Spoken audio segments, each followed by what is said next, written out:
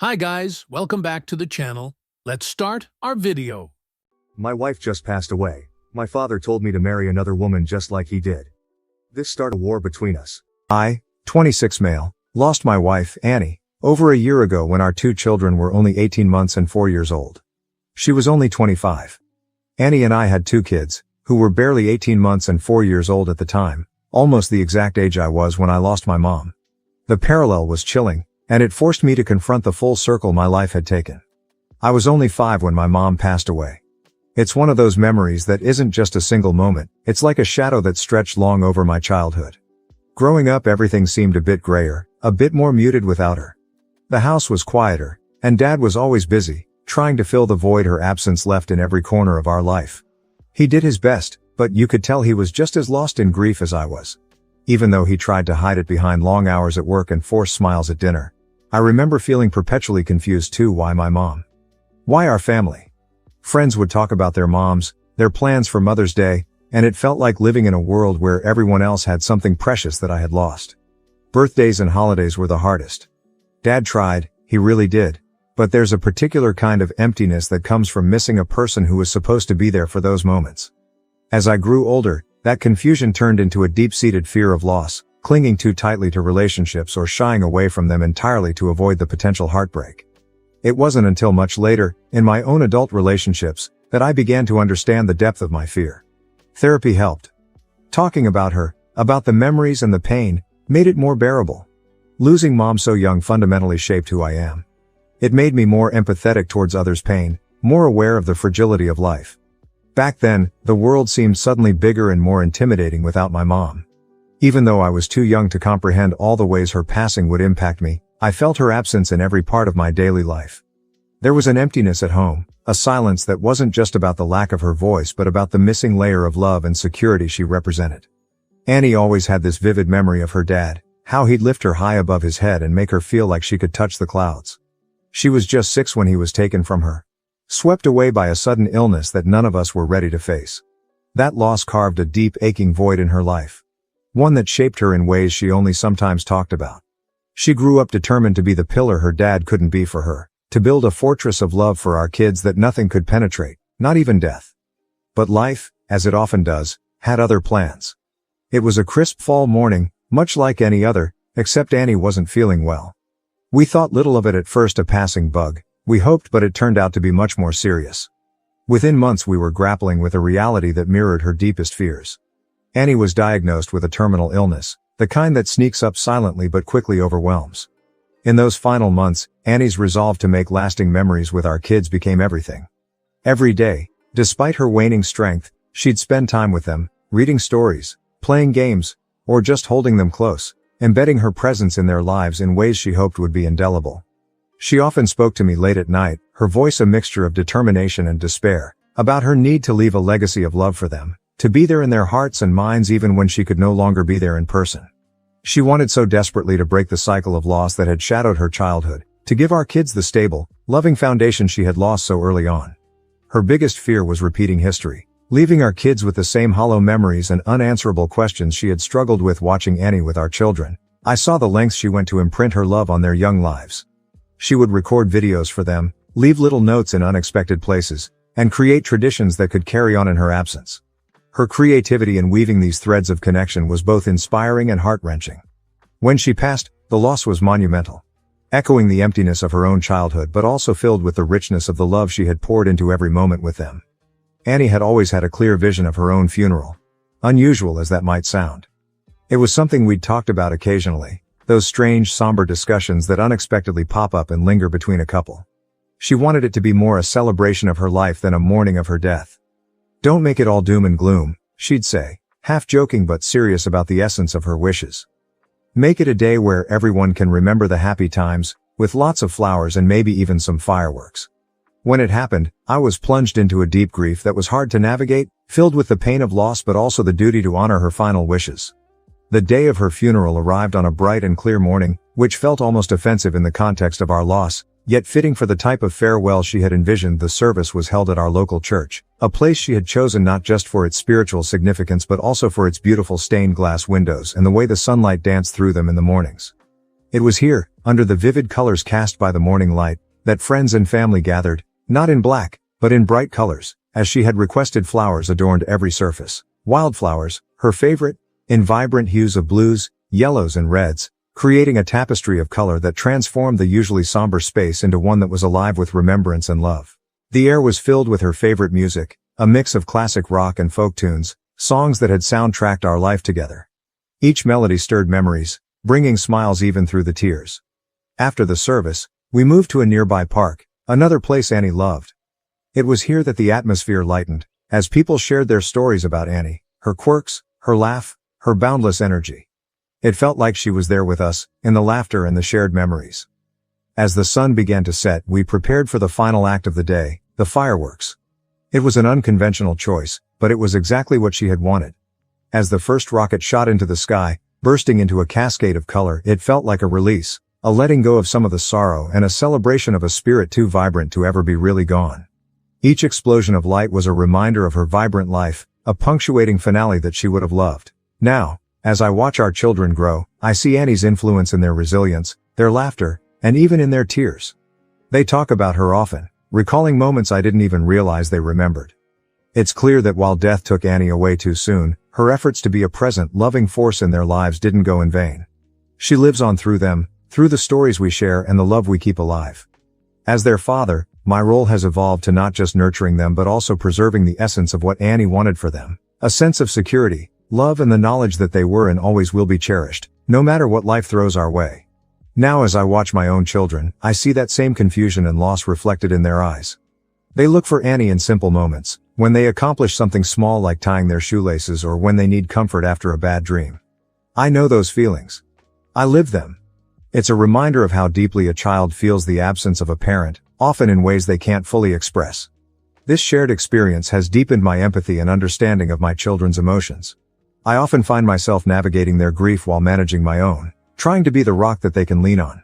It's not just about providing for them materially but ensuring they feel safe and loved, that they have space to miss their mom without feeling like they need to hide their grief. Their journey through loss has also reshaped my approach to parenting. I'm more patient, more attuned to the unspoken parts of their sadness, and more proactive in addressing our emotional health as a family. We talk about Annie often, keeping her memory alive, not as a shadow that hangs over us but as a light that continues to guide us. I strive to be present in a way I felt my dad struggled to be after my mom died. Seeing my children cope with their loss, I understand the long road ahead of them. I know the challenges they'll face as they grow up without their mom, but I also see their resilience, and it gives me hope. It reminds me that while the pain of loss never fully disappears, it can be woven into the fabric of our lives, making us stronger and more connected to each other. I've promised myself to be there for them, to help them navigate this journey, and to ensure they never doubt they are loved, both by their mom, whose love continues beyond her absence, and by me, who stands with them every step of the way. After my mom passed away, the house felt suspended in time, with remnants of her life tucked into every corner. Her clothes still hung in the closet, her books remained on the shelves, and the air carried the gentle hint of her perfume. This stillness, this preserved world of hers, was abruptly disrupted when my dad announced he was remarrying. It was barely a year since we'd lost her, and the news fell on me like a cold wave. Ellen moved in shortly after their wedding. She brought with her boxes filled with new items, new routines, and a new presence that seemed to flood the spaces my mom had once inhabited. Her attempts at reorganizing the house, from rearranging the living room, to replacing the curtains my mom had chosen, felt less like mere changes and more like erasures of the life we had lived. Ellen was kind, or at least she tried to be. She would cook meals she thought I would enjoy and make small talk, attempting to bridge the gap between us. However, her efforts felt forced. Each kind gesture, no matter how well intended, felt like an intrusion. As if she was trying to stitch herself into the fabric of a family portrait where she didn't quite belong. I resisted, not out of spite for her as a person, but out of a deep-seated loyalty to my mom's memory and a child's grief that clung stubbornly to the past. The situation at home grew tense. My reactions to Ellen's changes ranged from silent withdrawal to outright defiance. I would put things back where mom had left them, insist on using the same old dishes instead of the new ones Ellen brought, and avoid spending time in the newly redecorated spaces. I missed the familiarity of my old life, the comfort of knowing every corner held a piece of my mom. My dad, caught between his attempt to move forward and his child's resistance, often became frustrated. Arguments became more frequent. He would accuse me of being unreasonable, of not giving Ellen a fair chance. I saw it differently. I felt he was erasing Mom's legacy, pushing me to forget rather than remember. One particularly heated evening, my dad snapped after finding me rearranging the living room to its original state. "We can't live in a museum," he yelled. "We have to move on, you have to move on." But how could I move on? Mom's shadow was in every laughter that had echoed through these rooms, in every step I took around the furniture she had carefully chosen, in every scent that lingered. The house felt increasingly like a battleground, where every alteration to its old state felt like a loss, a reminder of how swiftly and ruthlessly life could change. Ellen, caught in the middle, gradually stopped trying so hard to win me over, retreating instead into whatever peace she could find with my dad. During those initial months after Ellen moved in, the atmosphere in our home became increasingly strained. I was still grappling with the loss of my mom, often finding solace in old photos and mementos that kept her memory alive. My vulnerability and frequent bouts of tears were a stark reminder of the raw pain that lingered in our home. It was during this time that Dad's demeanor towards me shifted drastically. The few times I showed vulnerability or cried for Mom, he reacted not with comfort but with frustration. He would yell, telling me to grow up and stop crying. It was clear he was grappling with his own pain, but his approach left me feeling abandoned in my grief. One night, after finding me crying in my room with a picture of Mom, "Enough," he barked, his voice echoing against the walls. "You need to grow up and stop crying all the time. Life has to move on." His words, meant to push me towards resilience, felt more like a dismissal of my grief. I looked up at him, my heart sinking. "I miss her, Dad," I managed to choke out, the words barely a whisper. "Why can't you just let me miss her?" His next words were like a cold slap. "I'm happier now, and you should be too. I love Ellen more than I ever loved your mom." He declared it with a harsh certainty that seemed to seal the growing gap between us. The room fell silent, save for the quiet sobs that I couldn't hold back. Those words, harsh and raw, sliced through the fragile thread of understanding that had tethered us. I felt not just the loss of my mom but also the creeping loss of my dad, who was now a stranger driven by his own grief and newfound happiness. Those words, harsh and raw, cut deeply, wounding me more than the tears I shed for Mom. As the years passed, the emotional distance grew. Dad was increasingly absent, not just physically but emotionally. My cries for attention, for the affection I missed so desperately, went unanswered. His priorities had shifted, and I felt sidelined, an unwelcome reminder of a past he wanted to forget. Ellen, for all her efforts, could never bridge the gap between Dad and me. It felt like a betrayal, not just of Mom's memory but of the father-son bond we should have had. Feeling abandoned and misunderstood, I withdrew into myself. The isolation at home led me to seek solace elsewhere. In books, in school activities, anywhere I could find a semblance of the care and attention I lacked at home. But the impact of those formative years lingered. I harbored a deep-seated mistrust for relationships, fearful of being left behind again, of loving someone who might one day decide I wasn't worth sticking around for. As an adult looking back, I can see that Dad was dealing with his grief in his own flawed way, but the understanding of his pain does little to soothe the resentment and hurt of a child who felt left behind. Now, facing my own challenges as a widower, I'm determined to be the father to my children that I needed when I was their age, one who is present, supportive, and unconditionally loving, no matter what life throws our way. But after Annie died, my dad, he reached out to tell me he hoped I understood him better and cut him some slack for everything. I didn't respond to him at the time because I was in the most immediate sense of grief still. Today it's still raw, but I'm in therapy to try and find peace in my life. He reached out to me a few more times and he apologized for his initial message. We met up a few days ago per his request. We met at a quiet cafe, a neutral place that seemed suitable for what was already a tense discussion waiting to unfold. As I sat across from him, still wearing my wedding ring, a stark symbol of my ongoing grief, it didn't take long for the conversation to veer into uncomfortable territory. He noticed the ring almost immediately and took it as a cue to voice his thoughts on moving forward. "You can't keep living in the past," he said. "It's time to think about your future, maybe start meeting people again." I clenched my jaw, feeling the old frustration simmer. I asked him to drop the subject, but he pressed on, perhaps thinking that pushing me was for my own good. That's when he brought up his own past, his quick remarriage after my mom's death. He explained, not for the first time, but certainly in the most explicit way, how his new wife had brought him happiness, something he thought was impossible after Mom. "I needed that, and I think you do too," he said earnestly. "I thought you'd understand by now, especially with the kids needing a mother figure." His words stung sharply. It wasn't just the suggestion that I replace Annie, but the implication that my grief was somehow a selfish indulgence that I should move past for the sake of the kids. He went further, saying that he hoped I would eventually see the benefit of his choices, that I would stop holding on to my resentment and realize that embracing someone new wasn't a betrayal of my late wife. I told him firmly, "It doesn't work that way.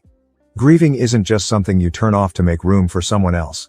And it certainly doesn't work on a convenient timeline." I could see the frustration in his face, mirroring the anger in mine. "You think I hate you for being happy with her, but it's not about that. It's about how you handled everything when Mom died, how you pushed her memory out as if it was the only way to be happy again." He was taken aback by my bluntness. Perhaps he hadn't realized how deeply his actions had hurt me, or maybe he had never considered that his path to happiness had left a trail of pain in its wake. Our conversation grew heated, voices raised enough that other patrons shot us wary glances. The air was tense as my father and I reached a fragile point in our conversation. His earlier remarks about moving on and finding new love had pushed me to a breaking point. Seeing the shock on his face when I challenged his views on grief and moving forward, he paused, looking genuinely bewildered. "How do you expect to find someone else to love you and the kids if you're still hung up on Annie?" he asked, his voice tinged with concern but also a hint of frustration. It was a question that might have been genuine in his mind but felt like an accusation to me. "Annie was the love of my life," I replied, my voice firm, each word laden with unyielding truth. "And yes, I'm still hung up on her because love doesn't just end when someone dies. You don't just replace someone like that." I could see him trying to process my words, his eyes searching mine for something, perhaps a sign of the son he once knew who hadn't been shattered by loss. I continued, "My children, they are my heart, Dad. They're the other loves of my life, but it's different. They depend on me not just to love them, but to provide safety, security, and a sense of normalcy in a world that was turned upside down." The cafe noises faded into the background as I leaned in slightly, needing him to really hear me. "It's my job, my duty, to give them the best life I can. That doesn't mean rushing to fill a void with a new person. It means being there for them, fully, without distractions or replacements for their mom." He was stunned, perhaps by the intensity of my conviction or maybe by the realization that our views on handling grief and love were worlds apart. "But you need someone too," he finally muttered, almost to himself, a note of sadness creeping into his voice. "I needed my dad when I lost my mom," I shot back, the words spilling out with a mix of pain and defiance. "But instead, I got a man who was too quick to move on, too quick to replace her. I won't do that to my kids. I won't let them feel as I did, secondary to someone else's happiness." We were at the end of our coffees, the dregs cold and bitter, much like the mood that had settled over our table. As my father eyed me, ready to offer another piece of his mind on how I should live my life, I cut him off. The frustration and hurt from years of bottled-up feelings were brimming over. "I need to make this clear," I began, my voice steady but filled with resolve. "I will never, ever tell my children to just get over their mom's death. I'm not going to sit them down and tell them their mom is dead and that they need to accept a new mother." The cafe, usually a backdrop of clinking cups and indistinct chatter, seemed to quieten around us. My dad watched me, his expression hardening as he prepared to defend his own actions again. But I wasn't finished. "And another thing," I continued. "I'm not going to scold them for missing her, for crying out for her at night. It's normal. They're kids, and they lost their mother. How could I possibly take that grief and make it about someone else's discomfort? That's not what they need. They need a dad who understands their pain, not one who silences it." My dad shifted uncomfortably, his eyes briefly dropping to the table before meeting mine again. "You think I don't know that?" he muttered, his voice a mix of defensiveness and weariness. "I think you forgot it when it mattered," I shot back, unable to keep the edge out of my voice. "You remarried so quickly, and it felt like you were trying to erase Mom from our lives. You expected me to just accept it, to be okay with all the changes because you were." I leaned forward, making sure my point was clear. "I am not looking to find them a new mother. What I am striving to do is to be the best dad I can be, given the shitty hand we've been dealt. I want to give them stability, love and understanding, not rush to fill a perceived gap with the first person who comes along." I paused, my heart pounding with the intensity of the confession. "And I will never, ever make them feel like they are second to anyone else in my life. The way you did with me. You made it clear you loved your new wife more, and I felt like I had lost you too, not just Mom." He finally said something about regret. How he regretted that I couldn't see his perspective, that maybe one day I'd understand. But as I walked away from that cafe, I knew that understanding wasn't just about seeing his point of view. It was about recognizing the deep divides in how we processed loss.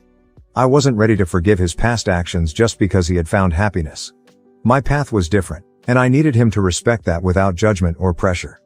As I drove home, the weight of our fractured relationship heavier than ever, I realized that some gaps might be too wide to bridge, at least for now. The last time I saw my dad at that cafe, it felt like a definitive line had been drawn. In the weeks that followed, he tried to reach out a few times. Texts, a couple of voicemails. His voice always held that familiar mix of concern and awkwardness, as if he wasn't quite sure what to say or how to say it without reigniting the flames of our last argument. Each attempt at bridging the gap seemed to remind me of the wide chasm that had formed between us over the years. I wasn't ready to cross it yet, so I responded sparingly, my replies brief and non-committal, until eventually, I stopped responding altogether. The silence that settled wasn't peaceful, but it was necessary. Life went on as it does, filled with the daily routines and small crises of raising two kids alone. I threw myself into being a dad. The soccer games, school projects, bedtime stories. Every smile and tear from my kids reminded me of my promise to be the steady presence they needed. I often thought about that conversation with my dad, turning over his words and mine, questioning the harshness of my responses and the rigidness of my stance. Yet every time I considered reaching out, I remembered the feeling of being a kid who felt second best, and I'd retreat, convinced I needed more time. Months turned into a year. The seasons changed and so did the kids. They grew taller, their faces losing the last traces of toddlerhood. My dad's attempts to connect became a memory almost as distant as the happier times before Mom's death. In the quiet moments late at night, when the house was still and my mind refused to rest, I pondered the cost of my steadfastness. Was holding on to my hurt worth the growing silence between us? It was a chilly evening, the kind that hinted at the approach of winter, as I climbed up to the attic to sort through some old boxes that had been gathering dust. The attic, with its musty smell and beams of moonlight sneaking through the small window, always felt like a capsule of the past, untouched and full of secrets waiting to be rediscovered. As I sifted through the boxes, my hands found an old photo album. Its cover worn and slightly faded. Curiosity piqued, I sat down on an old creaky chair, the album resting heavily in my lap. Flipping it open, I was greeted by vibrant pictures of my mom and dad. They were younger then, full of life and laughter, captured in moments of sheer joy: picnics in the park, beach vacations, and quiet afternoons at home. Each photo was a portal to a time before grief had reshaped our lives, to a family that once was. My finger traced the outlines of those happier days, lingering on the images of my dad with his wide, carefree smile. It struck me then how much I missed him. Not just the physical presence but the essence of who he had been before tragedy had turned him into someone I could barely recognize, let alone understand. Seeing him so happy and unburdened in these photos made the contrast with his later years even more poignant. A wave of nostalgia washed over me, softening the hard edges of the resentment I'd held onto for so long. It wasn't just my mom I missed, but my dad as he was back then. It dawned on me how much the sorrow had changed him. How it had stolen that joyful person from the photographs and left someone else in his place. Someone consumed by his own grief, making choices I couldn't comprehend. Sitting there in the attic, surrounded by relics of my childhood, I felt the weight of years of misunderstanding and missed connections heavy on my chest. The memories of laughter and love, so vivid in those photographs, seemed at odds with the strained, awkward encounters that had defined our recent years. The realization was a quiet but profound turning point. Maybe there was room for reconciliation, a chance to rediscover the man from those pictures, to understand the journey he had taken from there to here. Perhaps it was time to bridge the gap that grief had widened. To approach him not just as the man who had made decisions I struggled to forgive but as my dad, who had once been the entire world to a much younger version of me. Resolute, I closed the album, a plan forming in my mind. I would reach out to him, try to initiate a conversation not just about what went wrong but about what had once been right. It felt like a daunting task, filled with potential for pain but also for healing. As I descended from the attic, leaving the quiet sanctuary of the past behind, I was ready to face whatever came next, armed with newfound understanding and a hopeful heart. It made me think about how the kids would remember these years. Would they see a dad who stood his ground, or one who let old wounds dictate the future? The thought unsettled me enough to consider that perhaps it was time to try a different approach, not for my sake, but for the kids, who deserved to know all facets of their family, even the complicated ones. The next morning, I drafted a message to my dad, simple yet more open than anything I'd sent in a long time. "Let's talk," it read, "when you're ready." I wasn't sure where a conversation might lead us or whether it would heal any old hurts, but I knew it was a start, a small step toward understanding, or at least coexistence, in this new chapter of our lives. As I hit send, the silence I had grown accustomed to seemed a little less daunting, tinted with the possibility of something new.